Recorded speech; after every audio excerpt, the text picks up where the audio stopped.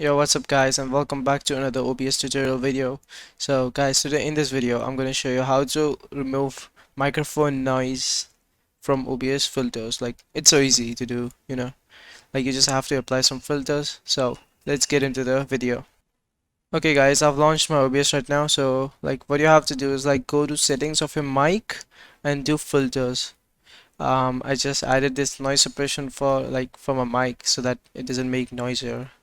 So how to add this, like just go on the add button and click this noise suppression here, and after that you will get this thing, and this have two SPX thing and RN noise. So you can use RN noise, it's like good thing. And now if you're getting your keyboard noise or mouse noise more after doing this, all you can do is go to add noise gate, okay, and make this a little bit low, like make this 50 and make this 30. Then like your mic will be all okay. Like you can't hear your keyboard or mouse noise in this. Okay guys, so that's it for today's tutorial video. Hope you liked the video. Make sure to drop a like, subscribe, and comment down below if that thing worked for you. That's it. Peace.